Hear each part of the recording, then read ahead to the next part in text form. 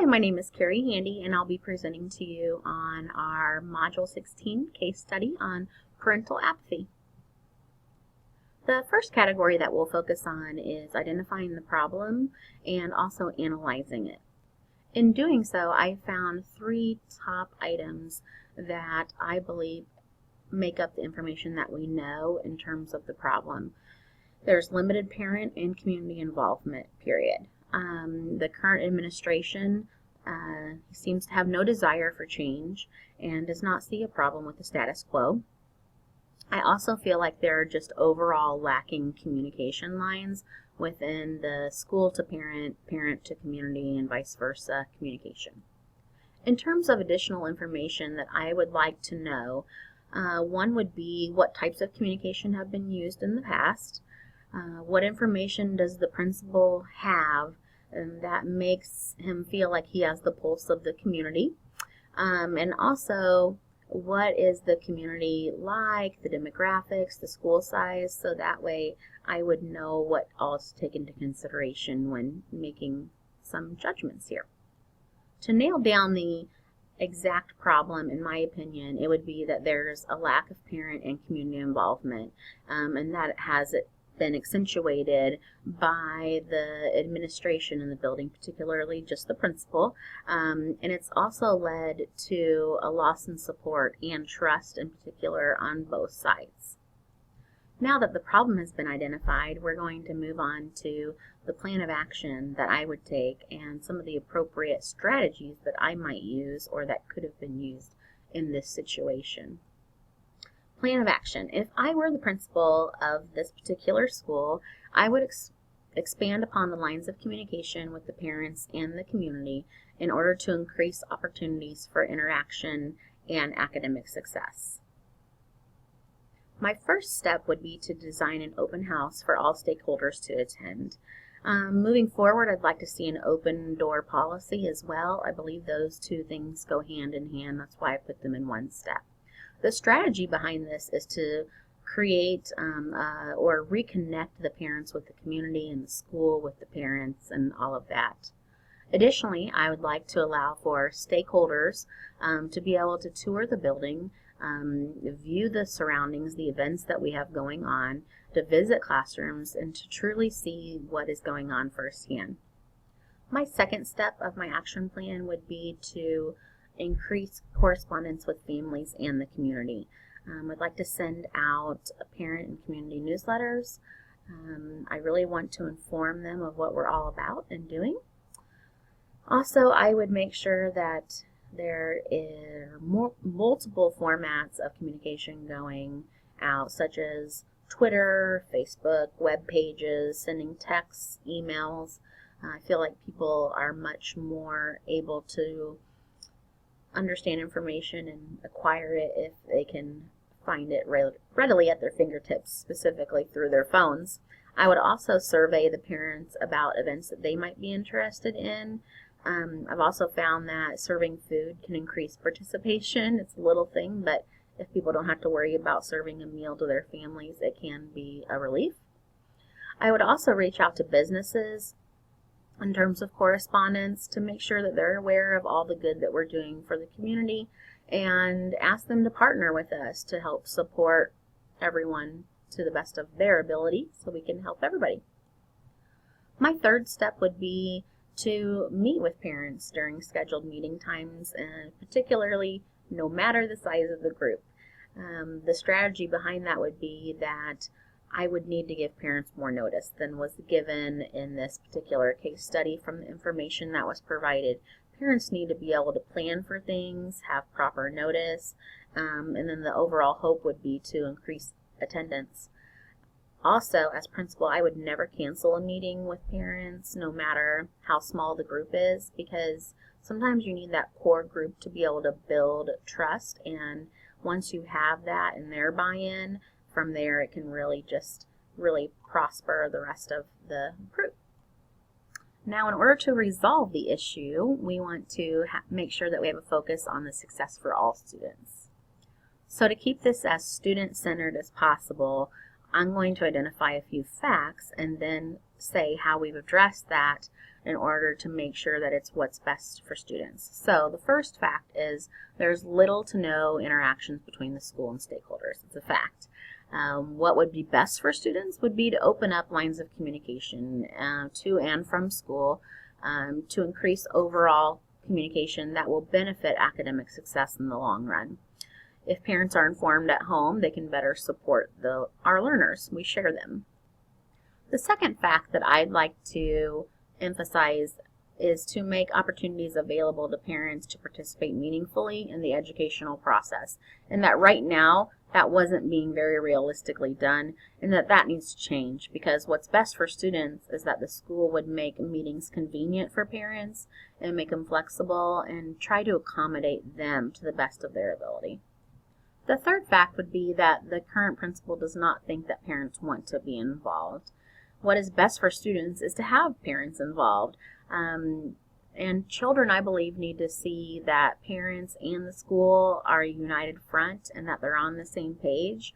And because I think that helps them progress in their academics, and that ongoing communication should be at the forefront of that. Now, in order to debrief this problem, we're going to do a little bit of reflecting together.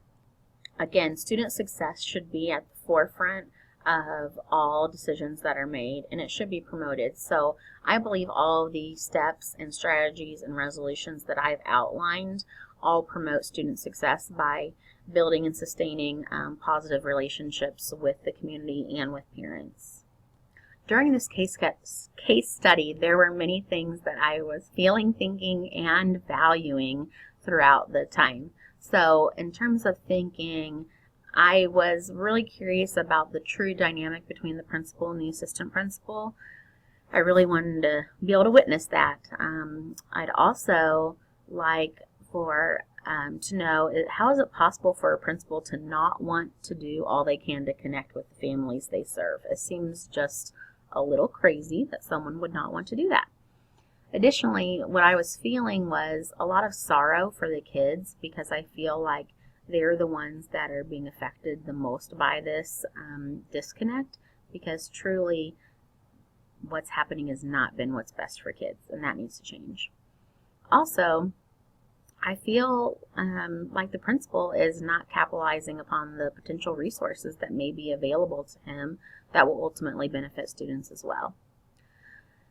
In terms of valuing, I feel like I value the assistant principal's efforts and the desires to connect with the community.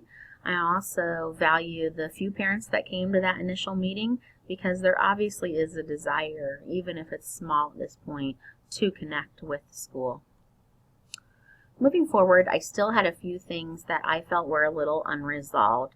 I was curious if there had ever been a PTA or a PTO present within the school. I'm curious to know what other districts or what other schools within the district have in terms of parental involvement, activities, different events. I was wondering if there's ever been a site council or a form of that might be able to be tapped into. I was also curious about why and when, in particular, did the principal give up hope on parent communication within his career, because that to me is really sad and could be signs of burnout as well. And also, I'd like to know, why was there a change of heart to decide to hold a meeting? So, a lot of things I'd like to know. Lastly, for Category 5, I wanted to do a little bit of reflection upon the case study and how I've chosen to address some of the items. First off, in terms of collaborating with families and community members, again, I felt like it's important to invite them into the school to let them see that we're very open. We want to be very transparent. We want to immediately increase communication across the board and make it really easy to get hands-on communication. Also want to plan some regularly scheduled meetings, and that will help build trust and relationships, in my opinion. I'd also like to initiate a plan for the startup of a PTA or a PTO at the school, and I'd also like to come up with a small group of parents and staff members that could serve as a united team on a building site council. Some of my steps and strategies definitely were targeted toward the diverse community that it sounds like I'm serving within this role. So providing advance notice for meetings is going to be very important. And I would say, again, in multiple formats. It needs to be electronic. It needs to be in hard copy form. Sometimes it's just really easy to overlook that information. I also talked about serving food at events because I believe that can increase attendance if people do not have to feed their children. Where that money always comes from is key as well, but hopefully I would have some money to tap into to do that. Also, I would like to consider forming a diversity committee. We've talked about that in my current school, but I think that it's something that can be valuable, especially if there's a lot of different needs and cultures present within the school. And lastly, in order to meet the needs of the diverse community, I would be soliciting resources from our community in terms of sponsors, and also making sure that I'm able to zone in on some of the specific needs of cultures and backgrounds and some of the economic groups that would be present.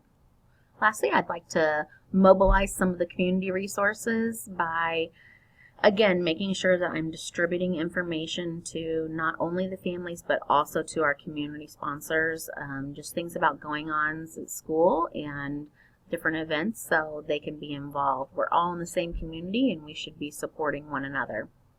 Also, we have a lot of resources that sometimes our families aren't aware of that I would want to make sure I was making our families aware of. Things such as mental health services, health and dental access, emergency services, those types of things.